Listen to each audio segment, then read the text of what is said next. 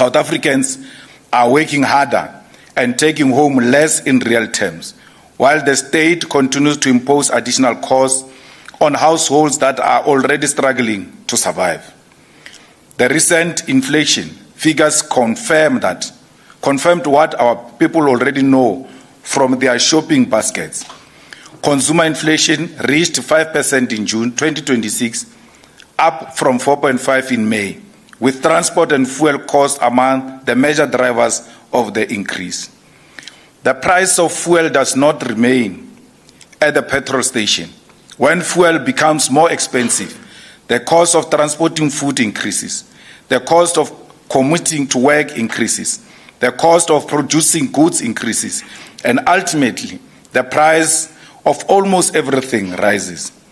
Electricity has become another mechanism through which our people are being punished. South Africans are expected to pay more for electricity while receiving an unreliable and increasingly unaffordable service. This is precisely why the EFF has made it clear that electricity must be treated as a developmental public good and not as a profit-making function. The EFF reaffirms its position on the Phala matter, which is that there must be oversight in the face of the continued attempts by President Cyril Ramaphosa to avoid accountability. The EFF has never accepted that the President of the Republic must be treated differently from any other citizen when serious questions arise concerning the hiding of large amounts of foreign currency and the illegal circumstances surrounding the theft at his farm. The Constitutional Court, in the judgment concerning the EFF challenge relating to the Section 89 vote on Phala, dealt with the constitutional framework surrounding the parliamentary processes. The EFF, therefore, regards the recent decision of the Western Cape High Court as deeply concerning. The majority of the full bench granted President Ramaphosa an interim interdict preventing Parliament's Section 89 impeachment committee from proceeding with its public hearings pending the determination of its review application. One of the three judges, Judge Francis, rightly dissented and found that Ramaphosa had no sufficient basis for the interdict. Our concern goes beyond the fact that the judiciary has ruled against the EFF.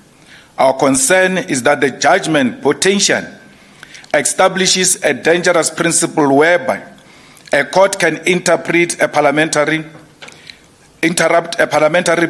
accountability process that flows from constitutional proceedings before Parliament has completed its work. The EFF's position is that the majority judgment does not adequately explain the High Court's jurisdiction to interdict a process flowing directly from the Constitutional Court's order. It also does not sufficiently demonstrate the imminent and irreparable harm that President Ramaphosa will suffer if Parliament were allowed to perform its constitutional responsibility. If the executive can approach a court and suspend parliamentary accountability simply because the President does not want to face an impeachment inquiry, we must ask what happens to the principle of separation of powers and the constitutional authority of Parliament. We are equally concerned about the National Treasury's decision to withhold the July 2026 equitable share transfers from municipalities. National Treasury temporarily withheld transfers from 69 municipalities, citing persistent non-compliance with financial legislation and failures relating to the management of public funds. Treasury has subsequently announced the release of the remaining July transfers to 49 of the affected municipalities. The EFF does not support corruption, financial misconduct, or reckless management of public money.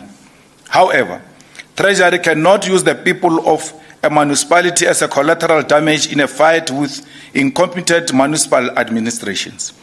When Treasury withholds equitable share funds, the consequences fall on the grandmother who needs water, the child who needs sanitation, the unemployed person who depends on municipal services, and the municipality that already lives under conditions of deprivation. Instead, government must intervene directly, recover stolen money, and wasted funds, remove corrupt officials, strengthen municipal administration, and ensure that the money reaches the services for which it is intended. This brings us directly to the EFF long-standing criticism of the current equitable share model. The present model is fundamentally inadequate because it does not sufficiently account for the enormous responsibility placed on municipalities, particularly municipalities serving poor, rural, and historically disadvantaged communities. Municipalities are expected to provide water, electricity, sanitation, refuse removal, roads, housing support, public facilities, and other services, while many have an extremely limited revenue base. This creates a structural mismatch between what municipalities are expected to do and the resources available to them. Even National Treasury has acknowledged that the mismatch between Municipal Revenue Authority and expenditure responsibility is a serious concern. The EFF has therefore consistently argued that the local sphere of government must receive enough greater share of national raised revenue. We are not saying we must give municipalities money without accountability. We are simply recognizing that you cannot demand first-class service delivery from municipalities while financing them as though their constitutional responsibility are secondary. The EFF continues to observe the ongoing proceedings at the Judicial Commission of Inquiry into Criminality, Political Interference and Corruption in the Criminal Justice System, commonly referred to as the Madlanga Commission.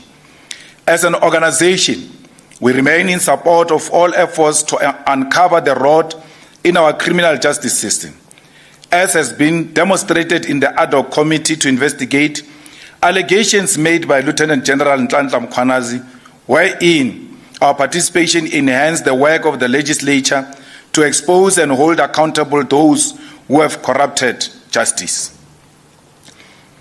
We reiterate the call for all preliminary findings and interim reports by the Madlanga Commission to be made public and accessible, as those reports do not belong to the President of the Republic, but belong to the people of South Africa.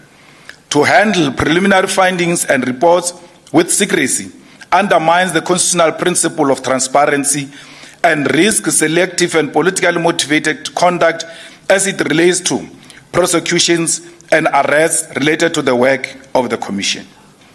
The EFF calls on all South Africans to resist the urge to succumb to juvenile and politically motivated insinuations drawn from the work of the Commission, which are not rooted in any evidence or fact. Despite all attempts to cast doubt over the organization and its leadership, there has been no evidence that ties the EFF to any wrongdoing, and this is a fact we remain proud of. We encourage the Commission and its evidence leaders to rely on evidence and drawn from verifiable and credible processes of the law and legal institutions. Tabloid journalism and speculations by media outlets who have proven vendettas do not constitute evidence, and the use of news articles as evidence by such credible commission only serves to undermine the credibility of the process and turn the Commission itself into a weapon of propaganda. The EFF takes this opportunity to reaffirm its position on the international developments that demonstrate the continued use of economic and political power by dominant countries to discipline nations that refuse to submit to their interests. We have seen the United States government recently threaten to cut off trade with Spain because of political disagreements over NATO spending and Spain's position on the use of its military bases in relation to the war against Iran. The EFF condemns this kind of economic bullying. It demonstrates the danger of a world order in which powerful states believe that they can use their economic dominance to punish other countries for exercising an independent foreign policy. No country should be forced to surrender its sovereignty or foreign policy choices because it fears economic retaliation from a more powerful state. This is precisely why South Africa must continue to pursue an independent foreign policy based on solidarity with oppressed peoples, respect for international law and the sovereignty of nations, rather than allowing our foreign policy to be dictated by Washington, London, or any other external power. South Africa must also continue to stand firmly with the people of Palestine. The EFF reaffirms its call for Benjamin Netanyahu to be arrested and brought before the International Criminal Court in accordance with the arrest warrant issued against him in 2024. We reject the hypocrisy whereby international law is aggressively invoked against leaders of third world countries, while those accused of grave crimes against Palestinians are protected by powerful governments. Having examined the legal position, Mamadini has acknowledged that New York City does not independently possess the authority to execute the ICC warrant, but he has called upon the United States federal government to enforce the warrant. The EFF welcomes this position and says that it must now go further. If Netanyahu proceeds with his planned appearance at the United Nations General Assembly in New York in September, the international community must not normalize his presence as though nothing has happened in Gaza. Netanyahu should not be afforded the legitimacy that comes with addressing the United Nations while an outstanding ICC arrest warrant remains in force. We therefore call on South Africa and all countries committed to international law and the rights of the Palestinian people to boycott Netanyahu's address to the United Nations General Assembly. South Africa must not sit in the hall and provide an audience to a leader who faces ICC arrest warrant. We should not shake hands, pose for photographs with him, or participate in the diplomatic theater that sanitizes the devastations inflicted upon the Palestinian people. The EFF further calls on other governments and delegations to follow this example. The United States government has been allowed to get away with kidnapping the democratically elected president of Venezuela, Nicolas Maduro, in his own country and is currently holding him captive with no clear international case against him, besides wanting to gain control over Venezuela's oil supply. Yet Netanyahu is allowed to freely enter any country he wants and address the United Nations. This state of our international political landscape is backward and must not be allowed. The Palestinian people continue to endure unimaginable suffering, and the international community cannot continue to respond with statement of concern while maintaining normal diplomatic and political relations with those responsible for policies and actions that have resulted in mass civilian suffering. We call on all fighters, supporters, and structures of the EFF to give full support to all our mayoral candidates who were announced at the Thohoyandou rally. These candidates represent the breadth of the organization and the kind of leadership we believe must take responsibility for transforming municipalities. They bring different forms of experience, professional and political knowledge, organizational experience, youth leadership, and women leadership. This diversity is important because we have always insisted that our leaders must have the skills, experience, discipline, and political commitment to govern. The EFF proposed mayoral candidates for all metros and big cities are as follows: Buffalo City Metro, Mkhulule Dlevu, Nelson Mandela Metro, Snawo Tambo, King Sabata Dalinjebo, Ncedo Kolanisi, Mangaung Metro, Ntako Sam Matias, Ekurhuleni Metro, Ntabiseng Chibenga, Tshwane Metro, Treasurer General Umphile Maotwe, Johannesburg Metro, Dr. Tlale Mufokeng, eThekwini Metro, Thengiwe Mkhalipi, Umsunduzi, Stanley Ntuthuko Mciwa, Mpulukwani Lawrence Mapulu, City of Mbombela Deputy President Godrich Gadri, Rustenburg Kurumetsi Israel Munaisi, Sol Plaatje Lerato Florence Tito, Cape Metro National Chairperson Nontando Noluchungu. Additionally, we take this opportunity to announce mayoral candidate for the various other municipalities in each province. The names will be publicly available in the final release press statements. We express our full support and faith in all of our candidates to deliver victory in the 2026 local government elections on the 4th of November. Every candidate must remember the oath that accompanies EFF deployment. The declaration they undertook requires the candidate to serve the people of South Africa with discipline, honesty, integrity, and revolutionary commitment. It makes clear that deployment is not a right or employment, but a responsibility and organizational mandate, and that an EFF councillor must remain loyal to their community and the people of South Africa and make themselves available to serve their community.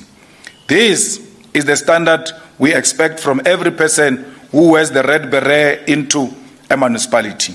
No mayor will be deployed to accumulate wealth, demand tenders, employ family members, abuse municipal resources, or become part of the same corrupt political establishment we have spent 13 years fighting.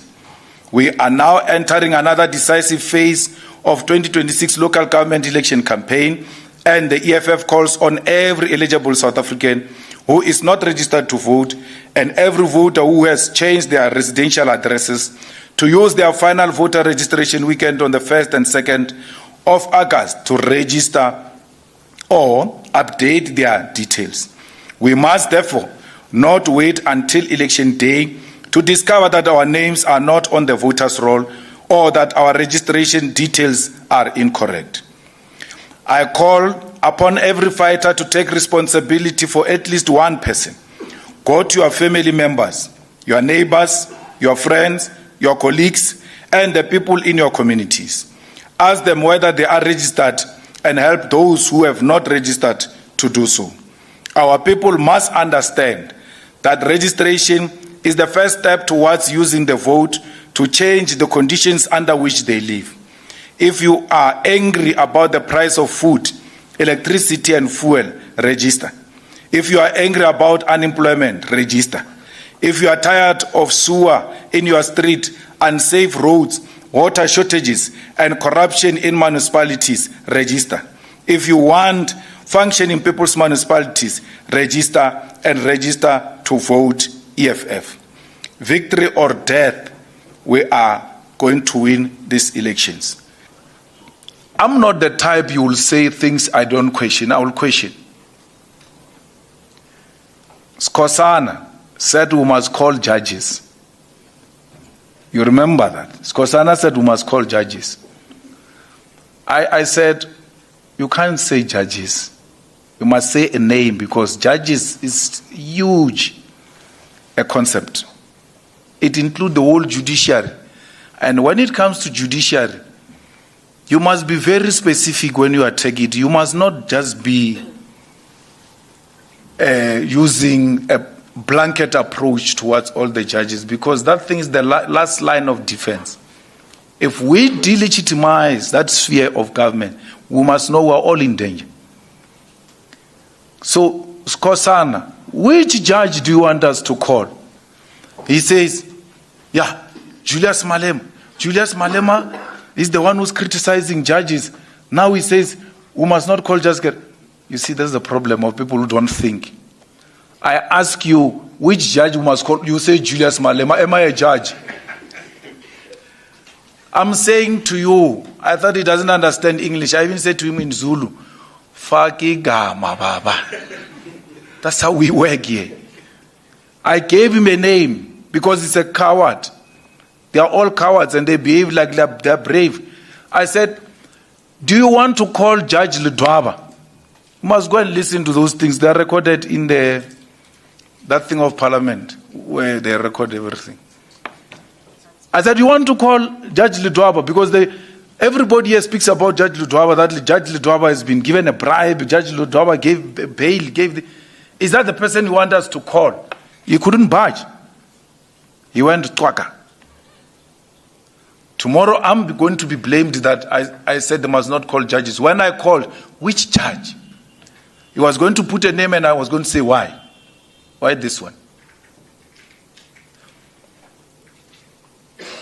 They said we must call them on the basis that they are mentioned. I said Zuma is mentioned. If there's an issue I take with that committee, is that Mkhwanazi said Mthethwa called him and said to him, you must employ Mdluli in the crime intelligence. And then Mkhwanazi refused. And after he refused, Mkhwanazi went to tell the president, who was Zuma, and said to Zuma, this guy wants me to do a wrong thing by appointing Mdluli without following a due process. Zuma said to him, unga resign manje, ithi ngithola omunye uzo-acta before resign. Instead of Zuma saying, what are you saying? He wants you to commit wrong things. Give me time, let me call that minister and hold him accountable. We never called Zuma to ask him, why didn't you call Mthethwa, who made Mkhwanazi to appoint a person wrongfully as a president? So if we are using the basis that a person is mentioned must be called, Zuma was mentioned. Mbalula was mentioned. Many people were mentioned there. But there was no basis within which we wanted to call them. So that's the question I asked about Khan. Why?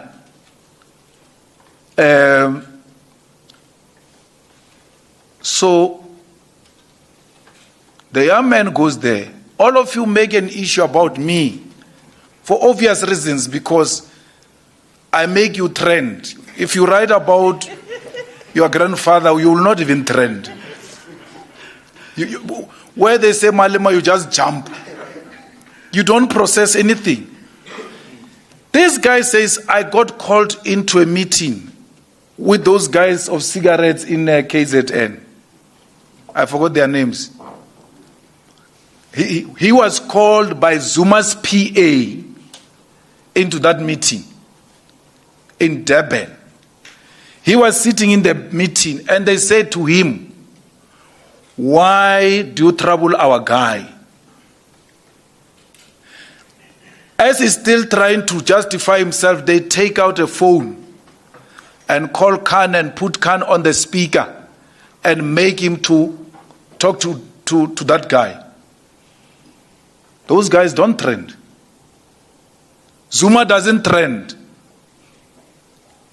Zuma doesn't trend. I want to say their names, man. They will think I'm scared of them. What are their names? Those cigarette guys who used to work with Duduzani in KZN. No, there's a guy, man. He's known in KZN for cigarettes, and he's an Indian guy for cigarettes and security. Kaji. They are the Kajis. Kaji. They call him. He tells Madlanga. Kaji calls Khan and put him on the thing, on video call, and then Khan starts saying the things he said to this guy.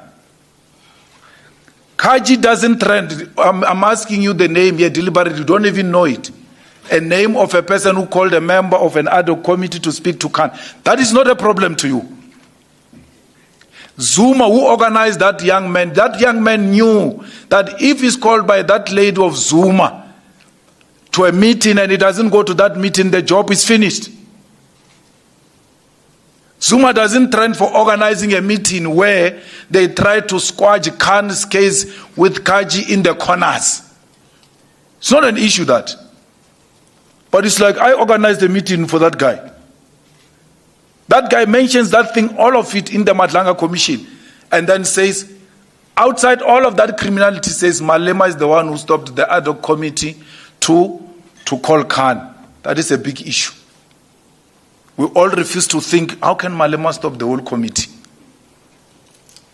And he reminded me, but I lived that life from when I was young.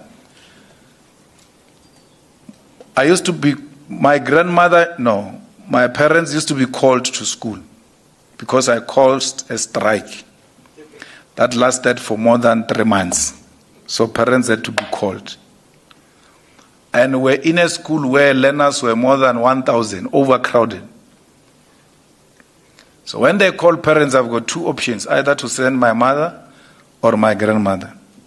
My mother was not an option. She was going to agree with those people, or this thing is a problem. So my grandmother will go. More than 100 parents will speak in one language. And then they'll ask my grandmother to respond. And she'll defeat them with one question only. And she will be speaking in Veneg. Are le ra hore bana ba ba ntšhintšhi ba ba lena ba ba tetše mo ba ntšha ke sello a le tee sello bana ba ka mokana bona. And then that guy says the same thing. Or batho ba le ba ado comic ka mokana bona ba tetše kua ba stopile ke sello a le tee or ba bitše khan me. So he's also confessing that he's useless himself. He doesn't belong to the EFF. Why didn't he insist? You all know in that committee, when they stop you, but that your time is finished, you always find a way to come back, maneuver, order chair. Skosana used to harass us there. If you go and look at the times, who spoke more than any other person in that committee, you're going to find this Skosana of MK, who said a lot of nothing. Only to come and say, Julius. And then Madlanga writes me questions about Khan and Mohammed speaking to each other. So they say, Malema says this. The chief says he wants a VBS docket. What? And then they ask me, I must respond to the conversation of two adults who are talking about me. Like you all do, without me being the CIC chief, they say chief that. All Madlanga investigators must do is that, okay, these guys said to Khan, we want a VBS case number, a person who opened the case, the address. Then look between that date where the case was asked or when it was retrieved from the files of the police and the day of Madlanga, and go and ask the investigating officer, what happened? They wanted a case, perhaps they wanted to intimidate you or the witnesses. So in between year and year, what happened? Because I don't know what case they are talking about. I don't know who's the investigating officer. I've never spoken to any investigating officer. A proper investigator will say, okay, maybe they wanted a docket, they wanted his address, they wanted to intimidate him, oh no.